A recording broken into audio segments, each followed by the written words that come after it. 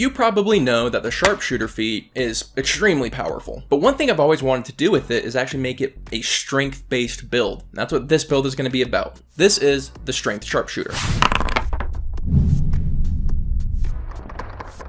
The Sharpshooter feat gives us three different things. The first is that if we're using the maximum range of our weapon, it's not going to apply disadvantage. The second is if they're in any sort of cover, we completely ignore it. And finally, we get to take a -5 to hit to deal potential +10 damage. Now this only works for ranged weapons, and if we want to be a strength-based sharpshooter, there's only one weapon that works, and that's the dart. Because the dart is a finesse-based weapon, it allows us to use our strength when we make that attack. And that has some advantages that come with it, which we'll get into later. Now as for our leveling structure, we want to take 5 levels into fighter, 3 levels into ranger, and then back into fighter for the rest of our career. This really defines what kind of stats we're going to be taking. First, we want to maximize as much strength as we can get, but we're going to need 13 in dexterity and wisdom in order to multi-class into ranger. Every other point we have after those two criteria are met is to put into constitution for our survivability. With our lineage, we have some options. We can take sharpshooter right out of the gate by going custom lineage, getting some dark vision, and getting to invest in our ASIs as soon as level 4, so it has some great advantages. Then we have the Harengen, who gets a natural disengage. Melee combat is going to be our weakness as a sharpshooter, so having a natural disengage is pretty good. So the choice is ultimately yours. I'm going to go ahead and go with the Harengen build, because if you chose a different lineage, you're not going to have a feat at first level, so this I think covers a broader category of builds that might help you guys. The main advantage of doing a strength-based sharpshooter is our AC. First, we get to have heavy armor, we also get a shield. So even as early as level 1, our AC is fantastic, and it only gets better as we improve our armor. At level 1, we need to choose our fighting style. There are two that stand out. We have archery and thrown weapon fighting style. Thrown weapon is going to increase our damage as well as allow us to use multi-attack really efficiently with thrown weapons. And archery is going to make us more accurate, which is really important with sharpshooter because we lose some accuracy. Getting some back really increases our damage in the long run. Because we don't want multi-attack yet, I'm going to be going with the archery fighting style for now. At level 2, we pick up action surge, which is fantastic and is going to be a bigger deal as we gain more levels, but for now let's just skip it and come back. Third level, we're going to go samurai. Samurai gives us fighting spirit, which allows us to, during this turn, make every single attack with advantage. That's a big deal. Accuracy is king when you're doing a sharpshooter build. So the combination of archery fighting style and fighting spirit means we're going to have extremely accurate sharpshooter attacks. And also notice that fighting spirit lasts your entire turn, not just for an attack action. So make sure you're saving your action surge for the turn that you're using fighting spirit. Never use it without fighting spirit because you're going to double that fighting spirit's value. That's a big deal. Once we hit level 4, we're going to finally pick up sharpshooter with our first ASI. When we get an ASI, we can change our fighting style. So we're going to change it from archery over to thrown weapon fighting style. This is going to prepare us for our level 5 where we get extra attack. 2 attacks is better than +2 on 1 attack. Now we have the thrown weapon fighting style. At level 5 we get extra attacks, so now we can make those 2 attacks with sharpshooter. At level 6 we go into ranger where we get some important spells. First we get hunter's mark. It's a staple for a reason, just extra damage on top of what we're already doing.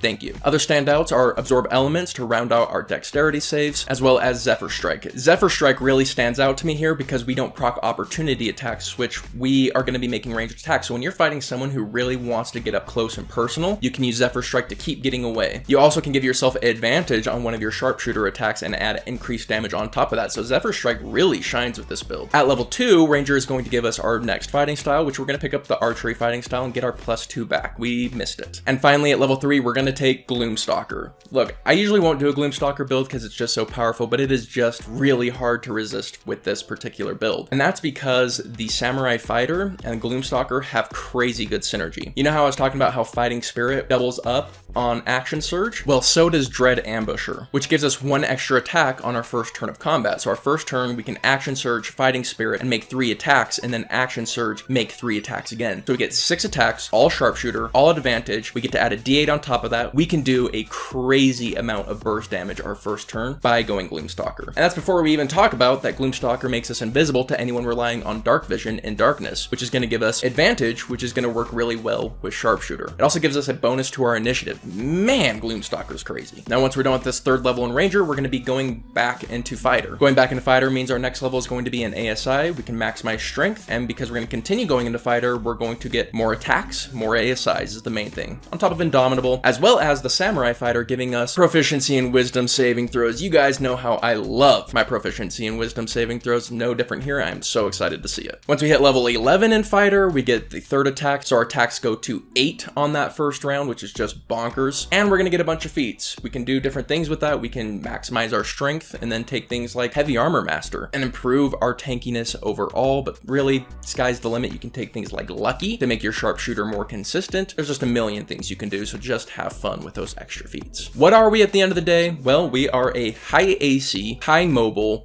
single target damage dealer. And we take all that with burst damage out the dang wazoo. It was a pretty fun build to put together, so let me ask you guys, how would you build your strength-based sharpshooter? Let me know in the comments down below. As always, if you have a challenge build to send my way, please let me know down below. And with that, I just want to say thank you so much for watching the video, and you have yourself a good one. I'll see you on the next one. Peace.